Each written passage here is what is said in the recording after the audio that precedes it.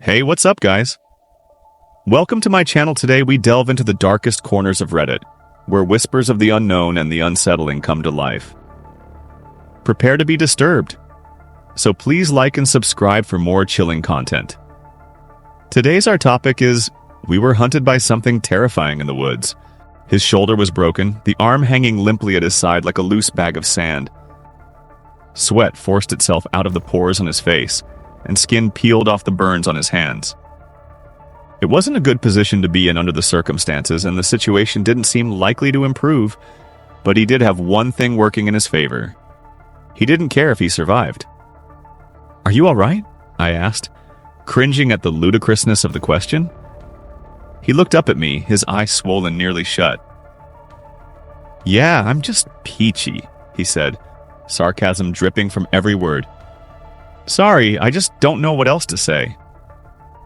"Isn't much to say, is there? Unless you want to talk about—" "No," I said before he could finish the sentence. "Let's talk about how we're going to get you down from here." He leaned over, wincing as he did, and peeked over the side of the cliff.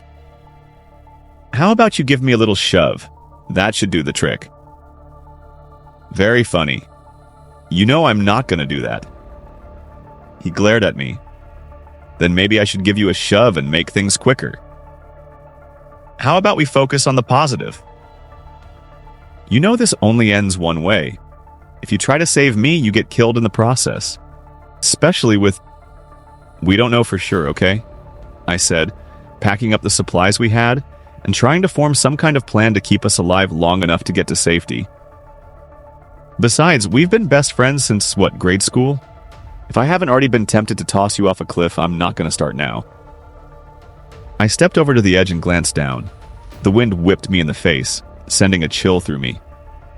Even though it was spring, there was still enough chill in the air to make me shiver. I watched as the sun headed toward the horizon. It would be dark before we got out if I didn't hurry up. My right knee collapsed as he kicked me in the back of my leg. I stumbled, my knees hitting the ground hard, rolling me toward the edge. My hand shot out and grabbed the log, saving me from a horrible death hundreds of feet below. "What the hell is wrong with you?" I said, lying on the ground and breathing hard. "I told you this only ends one way. Might as well get it over with." I stared at him, not believing what I was hearing. "You're serious?" I said. "I thought you were just being... you." "Look at me. I'm in excruciating pain. My shoulder's a mess, I have burns on my hands, and I'm not going to be able to climb down. And even if I could, there is no safety from—" "We have to try," I said. "I didn't bring you here to die." "I wish you wouldn't have brought me here at all." There was no way to know this was going to happen. He stared at me, doubt filled his eyes. I turned away and focused on filling my pack with what I hoped was the right combination of supplies. I couldn't make the pack too heavy because I needed to lower him down and possibly carry him too. I tied together all the rope we had and double-checked the knots. I clipped the carabiner to his climbing rig, checking to make sure it was still intact and the fire hadn't damaged it. I stepped back to admire my handiwork. He was doing the same. "Really?" he said. "This is your big plan?" "Sure," I said, smiling, proud of myself and my ingenuity. "Why not just ring the dinner bell for every predator as you dangle me like a carrot?" "You know what? You're right," I said. "It's not worth all this trouble." I raised my foot and shoved his good arm, sending him toppling over the edge of the cliff. I heard him scream as he fell and then silence. "Thank God," I said, sighing. I was getting so tired of listening to his whining. "I heard that," he said from over the edge. I stepped up and peered over. He was dangling there 10 feet from the top of the ledge. "Oh, dang, I thought I killed you," I said, chuckling. He looked up and saw me peeking over. "You bastard," he said. "Well, isn't that what you wanted? For me to throw you off the cliff? How's that working out for you?" He glared daggers at me. "Makes you appreciate life when you think you're about to die, doesn't it?" I said. "You'll pay for this." For saving your life? Okay, I'll take responsibility for that. I began the long, arduous process of lowering him down. I only hoped I had enough rope. After a while, the strain took its toll. I was exhausted and sweaty. My hand slipped, and I had to quickly recover to keep him from smashing into the ground. I managed to slow the rope at the cost of my hands getting rope burn. I tied it off to a tree and leaned over to check on him. "You okay?" I yelled. I couldn't see exactly what he was doing. It looked like he raised his arm, but I couldn't tell. I grabbed my binoculars and peered down, only to see he was giving me the finger. "Same to you," I yelled. "I need to take a breather.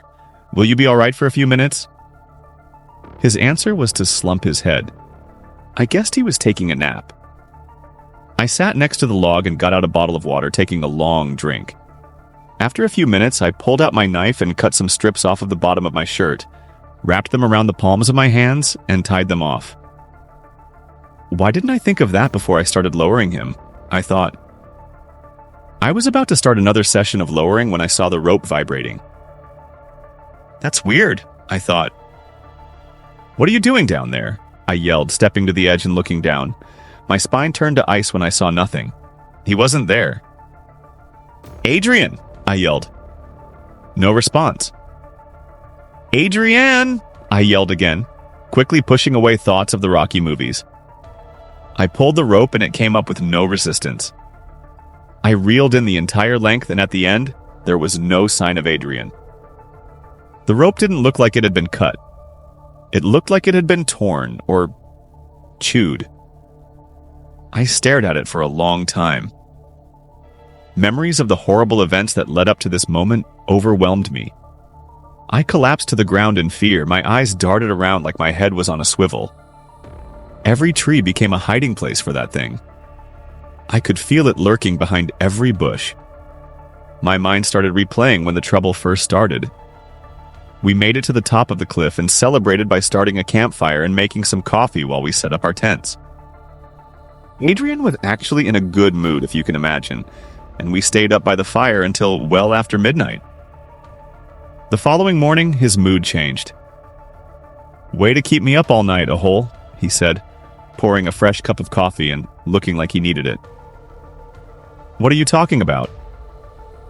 "Don't play innocent," he said. "You know you were hanging around my tent, circling it late last night, growling and pawing the ground, trying to scare me." My eyes went wide as he talked. I swear, I was in my tent the whole time. I fell asleep as soon as my head hit the pillow.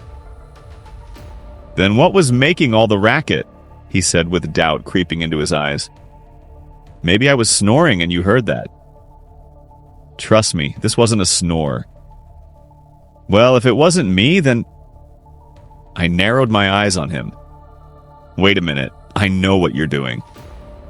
"What am I doing?" he said, looking at his coffee cup. "You're trying to scare me with some campfire ghost story, hoping I'll wig out." "I'm telling you, it's not some campfire story, it really happened." "Yeah, okay," I said, making it clear that I didn't believe a single word. "I mean it," he said, starting to get angry. Okay, I said. "Don't get your panties in a bunch."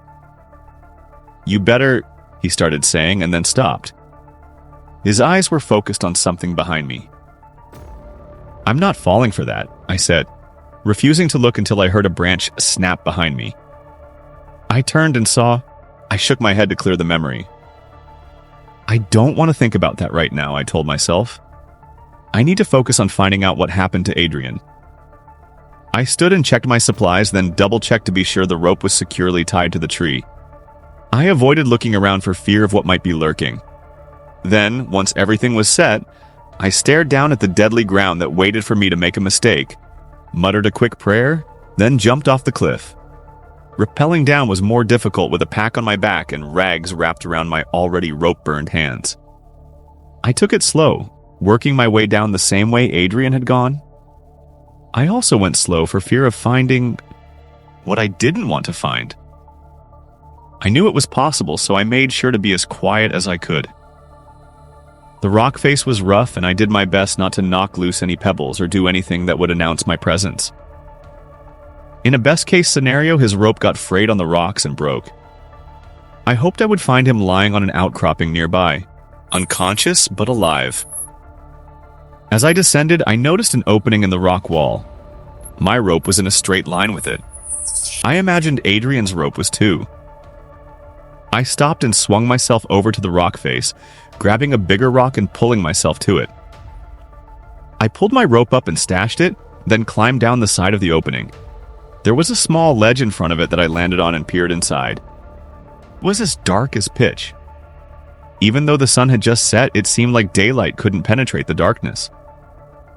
I pulled out my flashlight and slowly explored the opening with it. It turned out to be a large cave. I stepped inside and walked upright. My head easily cleared the ceiling by a good 3 feet. Curiosity overtook me as I shined the light around this newfound hall of mysteries. There were no markings on the walls, and the floor was rough like the cave had formed naturally instead of someone making it. But then why would someone make a cave halfway up a cliff face where it's nearly impossible to get to? I wasn't sure I really wanted to know the answer. As I continued inside, the air became cooler. I hugged myself and fought off a chill. This cave was much bigger than I originally thought. I walked a short distance before I noticed the smell. Actually, it was 2 smells that intertwined with each other. The first was the smell of fire. Not like a rushing wildfire coming to burn me to a crisp. More like a campfire. The second smell was much less encouraging. It was the smell of decay. Some animal had died in here, there was no doubt about it. I hesitated for a moment, wondering if perhaps I had explored far enough. My wondering ceased when I remembered why I was here in the first place. Adrian was still missing. If he had come down here, it didn't seem like he was coerced. At least I didn't see any sign of drag marks on the ground or a struggle. But then again, it was hard to tell on the rough rock floor. I suddenly stopped, unsure of what to do. The passageway split in 2. I shone my light at the right one and then the left. Neither seemed to show any clue of which was the correct path. I stared at each for a long moment, then mentally flipped a coin and went right. As soon as I took a few steps, I could feel a strong wind blowing in my face, carrying the smells of fire and rot with it. I nearly backed up and took the other path, but this was where I was most likely to find Adrian. At least I hoped I would. As I walked, I noticed a slight glow ahead. I turned off my flashlight and followed the ever-increasing light. When I turned the corner, I saw Adrian lying on the ground in front of the fire. He didn't seem to be injured, well, at least not any more than he already was. I didn't see any blood near him. I did, however, see a pile of bones tossed in the corner behind him. It disturbed me to see the pile and think about my friend's bones eventually laying there. I took a step forward to go check on him, then suddenly stopped. The huge rock that had been sitting by the fire suddenly moved. I recognized it right away from the size and the color of the hair that covered it. I stepped back out of view and began shaking. I knew I only had 2 options. Kill this thing or hide from it. There was nothing in my bag that would kill it. I didn't have a gun with me, and I doubted a pocket knife would do the trick. I had to find somewhere to hide until it left. My mind ran in circles trying to think of a hiding place when it dawned on me. I turned and went back to the other passageway as quietly as I could. Once there, I stepped inside thinking it would be a long cavern like its counterpart. However, it was almost immediately blocked. I shone my flashlight on the blockage and was horrified to find it was piled up with clothes, shirts, pants, shoes, and even the occasional backpack. It was all piled nearly to the ceiling of the cave, and more disturbingly, each article had blood on it. There didn't seem to be any that escaped damage either. Most were ripped or chewed, probably like their unfortunate owners. I remember hearing about hikers going missing in this park, but I thought it was just normal stuff like in any other park. People get lost or fall into some hidden crevasse or ravine. I guess not. My mind screamed for me to get out of there fast, but I needed to know Adrian was okay and somehow try to rescue him. Although at the moment that seemed impossible. The longer I stared at the clothes of these poor, helpless victims, the more it formed into an idea. I grabbed some of the clothes and pushed them aside, digging my way toward the bottom of the seemingly endless pile. I wondered how many missing people it took before a major investigation started. I reached the bottom and took my pack off, setting it beside me. Then I pulled clothes down on top of me, leaving a small space for me to peek out through. There was just a hint of light coming from the mouth of the cave, but it was rapidly dwindling. I slowly unzipped all the zippers on my pack, so I had easy access without making a sound when I needed something. I settled in and tried to make a comfortable seat out of the clothes. My conscience was not happy using the clothes of murder victims for comfort, but I saw no alternative. If I ran, that thing would hunt me down. It already found us once. I must have been more tired than I thought. Once settled in, I fell asleep almost immediately. I turned and it was there. I wasn't even sure what it was. It was dark and hairy. It stood on its back legs but hunched over as if readying for an attack. I was petrified. Adrian? I said. What? He hissed. Is that what you heard? Yeah, I'm thinking so, he said quietly, barely moving his mouth as if the monster wouldn't attack if you didn't speak. What do we do? I said through clenched teeth. How the hell should I know? It was circling us and moving closer at the same time. Its sharp teeth dripped with drool. Did you bring a gun? I said.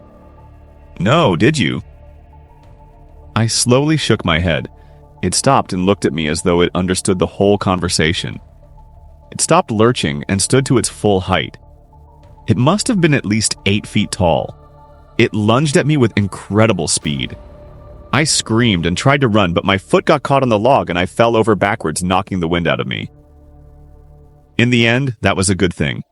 The monster lunged at my torso, but since I fell, my torso was laying on the ground with the rest of me.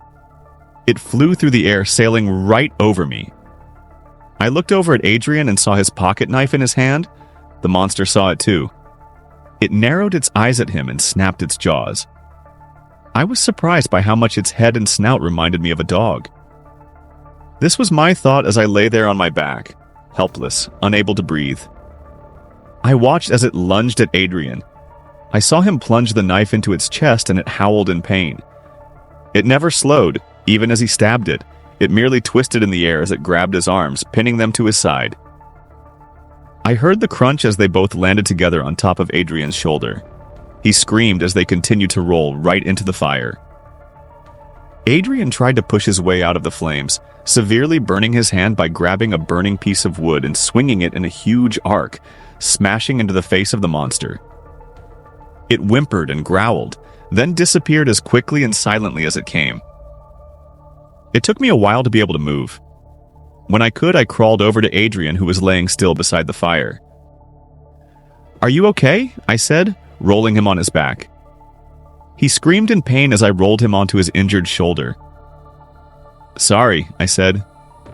"Get away from me," he said as I helped him to a sitting position and looked at his burned hand. "Are you all right?" I said. "Yeah, I'm just peachy." I woke up with a start but didn't know why. I reached for my flashlight and was about to turn it on when I heard the sound of sniffing. I froze. Every ounce of concentration was on being as still as possible.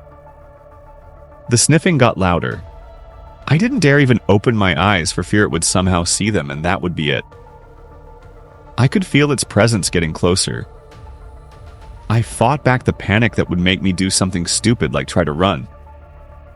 I just closed my eyes and thought about the last sunrise I had seen, hoping it wouldn't be the last one I would ever see. I felt the snout touch the layer of clothes right in front of me. And then it paused as if it was deciding if it wanted to eat me now or save me for a snack later on. The monster withdrew so silently I barely knew it was gone. I waited for it to return. I knew it was waiting for me to make a move so it could catch me. But I didn't. I sat still as a statue for what seemed like hours. Finally, I couldn't take it anymore. I had to move. I had to stretch. I stood and stretched my arms and legs, still quiet. When I sat back down and made sure I was covered by clothes, I risked a little bit of light through my hand to get a bite to eat. Opening a granola bar without making noise is a tedious job at best. It took me a half hour, and after I ate, my only reward was thirst. I sipped on my bottle of water, avoiding the temptation to gulp it down.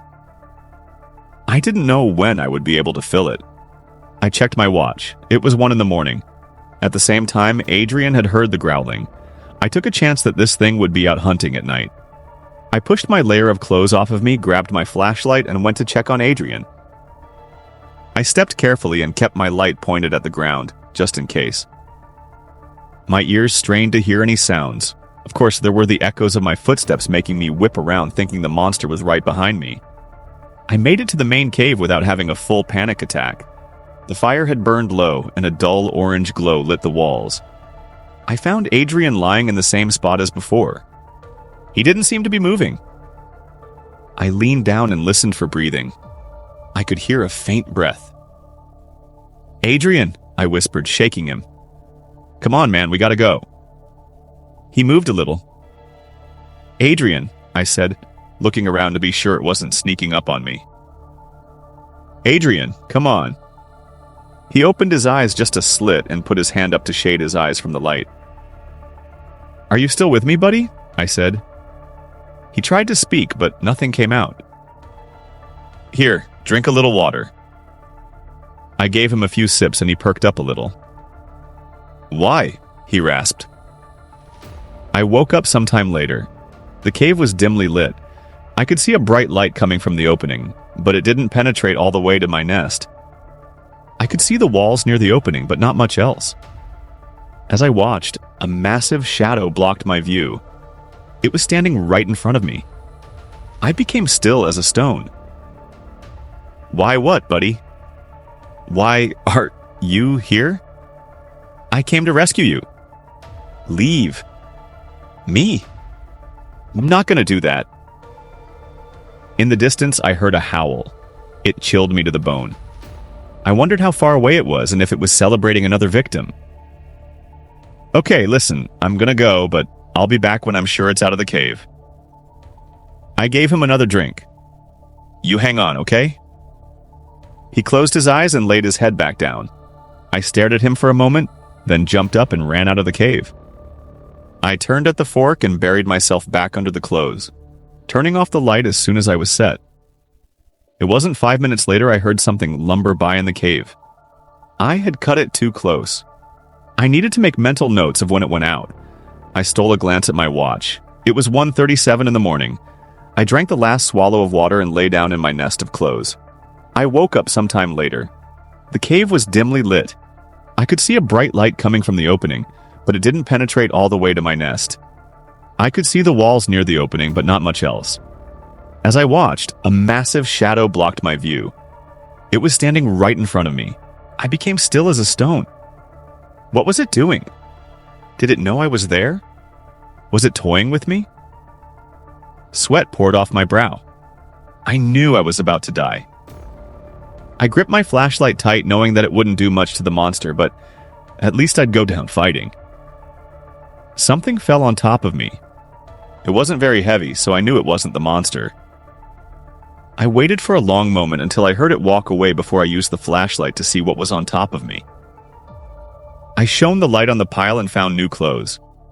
There was a shirt, shorts, underwear, and a bra. I knew it from the monster's latest victim.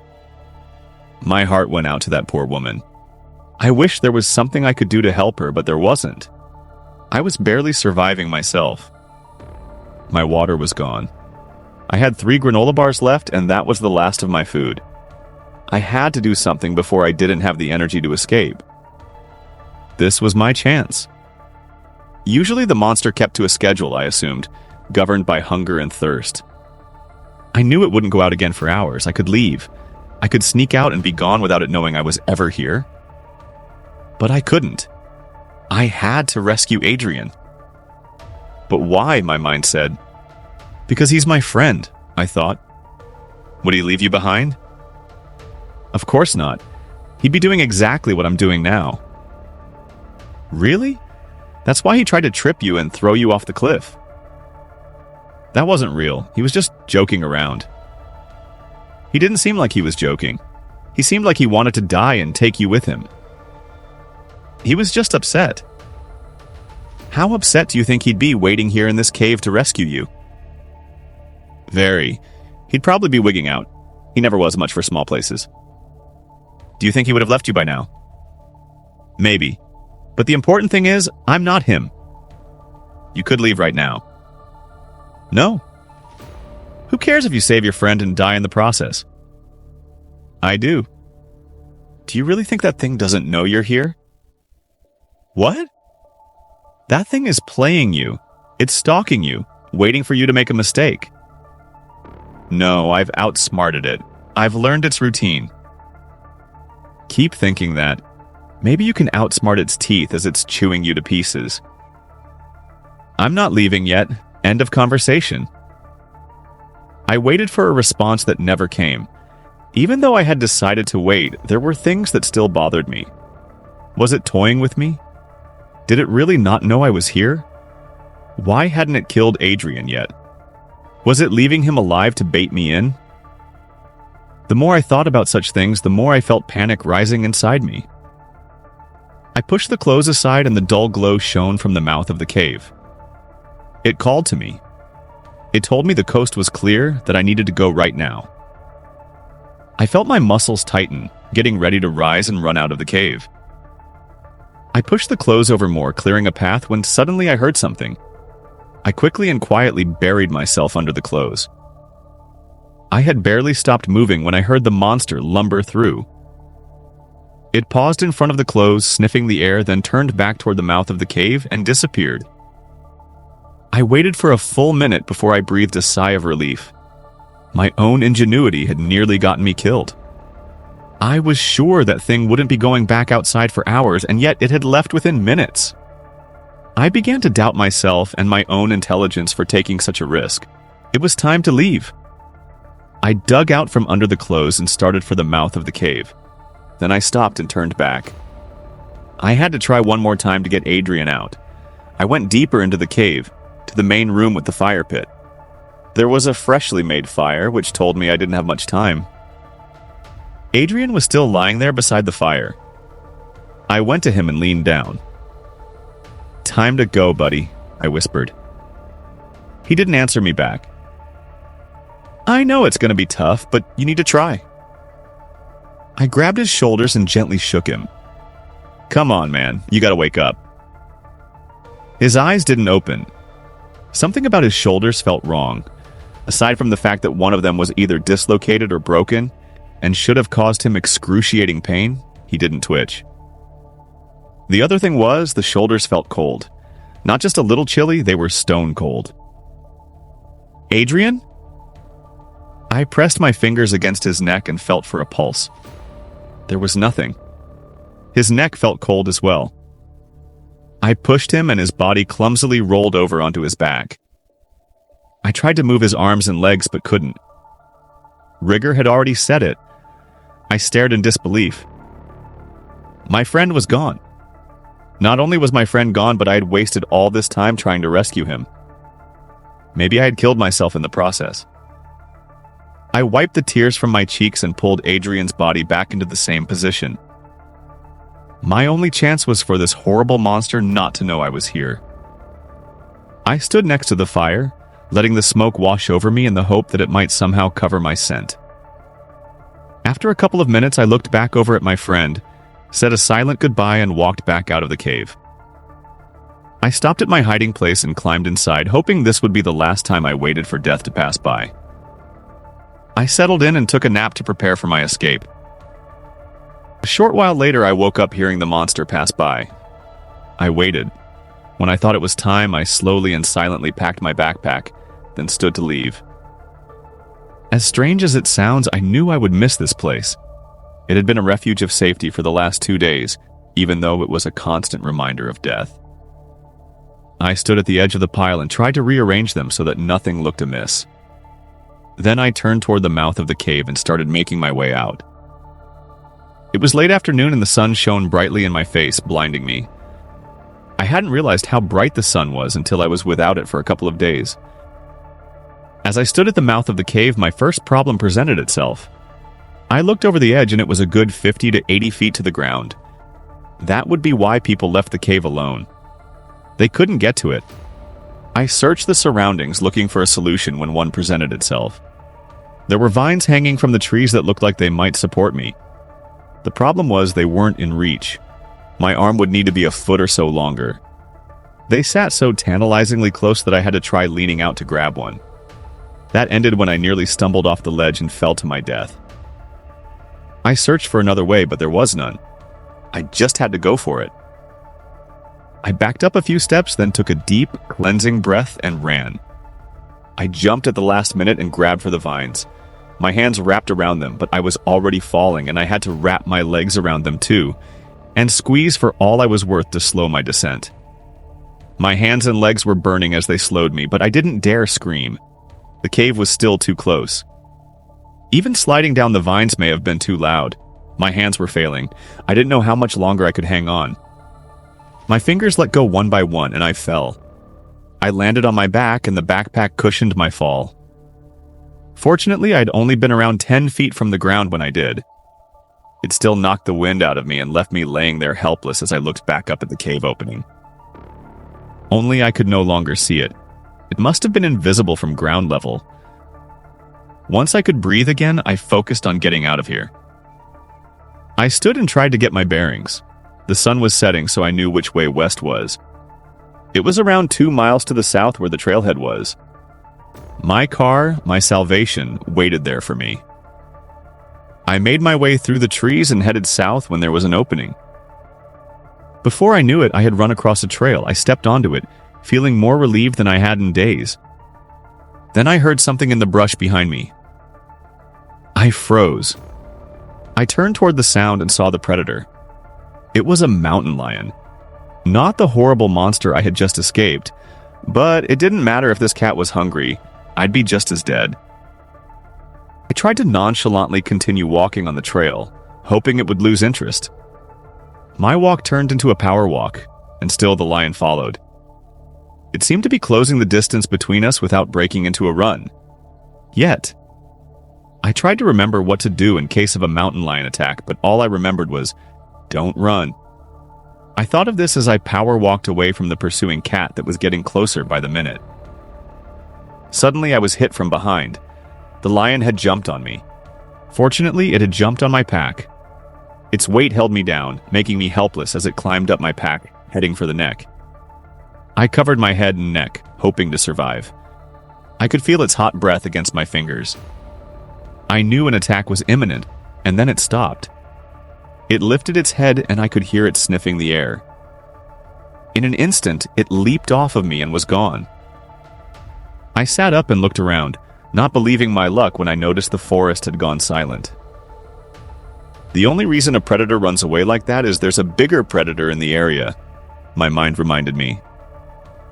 I had a very good idea which predator had scared it off. This was it. Fight or flight. I jumped up and ran at a full sprint down the trail.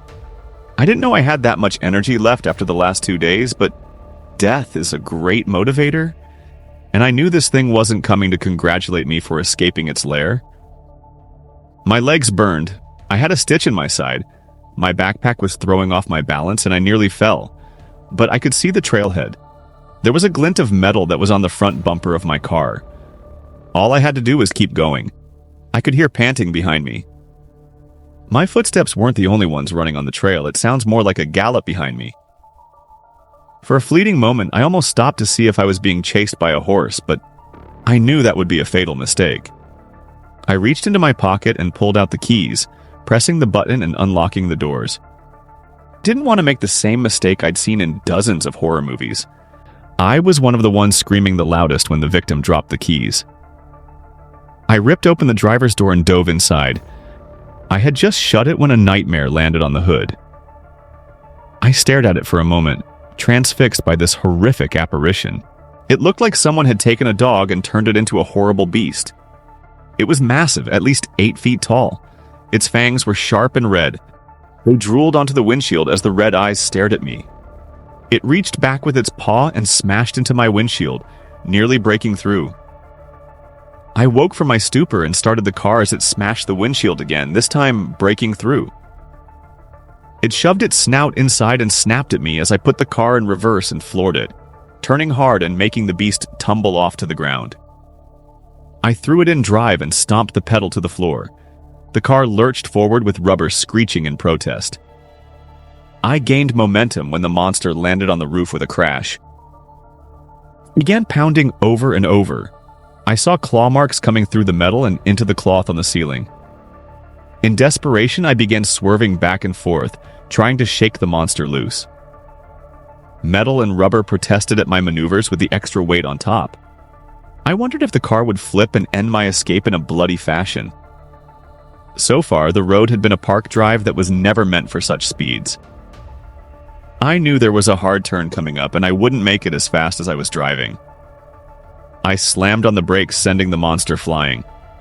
I stomped on the gas and swerved around it, continuing to gain speed. As tempting as it was, I knew if I had tried to run it over, my car would never survive. And right now, survival was all that mattered. I looked in the rearview mirror and impossibly, it was catching up to me. I saw it leap, trying to land on the car again, but I swerved in time, leaving it only asphalt to land on. I made another hard turn, and I was on a state road. The monster followed me, but I was able to get enough speed to finally escape. I breathed a sigh of relief as I sped toward town. I didn't bother going home. I went straight to the police department. After waiting a half hour to make it to the front desk, I was finally interviewed by an officer. When I started my story, he seemed to be only mildly interested. By the time I was done, there were 6 officers standing around listening. "That was one hell of a story," the officer said, looking around at the other officers smirking. "It's true," I said. The officer sighed as the others dispersed. "I'm sorry, son. As entertaining as that was, I'm too busy to go chasing around the woods hunting after some urban legend." After some urban legend. I took a piece of paper off his notepad and wrote down a series of numbers. "What's this?" he said when I handed it to him. "I had my GPS with me," I said. "Those numbers are the location of the cave that has all the evidence you need." "Listen, son, without something concrete, there's no one who's going out to the middle of the woods chasing a fairy tale." "Well, maybe that'll help," I said, getting up and setting my backpack on his desk. I opened the zippers and dumped clothes out of them. "Whoa, whoa, whoa, what is this?" "Concrete," I said. "These are the clothes of this thing's victims. If you take DNA samples from the sweat and blood on them, you might find matches to some people who have recently gone missing." "You're serious," he said, looking from the clothes to me as if just waking up. "Yes," I said as I got up and started toward the door. "If it's not too much trouble." I walked out, leaving several officers staring at the pile of clothes. I got into my destroyed car, hoping it would start, and headed home. The entire way I kept glancing in the rearview mirror. After all this, there were 2 things that captured my thoughts. 1, I would be barricading my house as soon as I got home. And 2, I wouldn't be sleeping soundly ever again. Did this Reddit story chill you to the bone? Let me know in the comments below which one scared you the most. And if you enjoyed this terrifying journey, be sure to like and subscribe for more spine-chilling content. Don't forget to hit that notification bell so you never miss a video. Until next time, sleep tight if you can.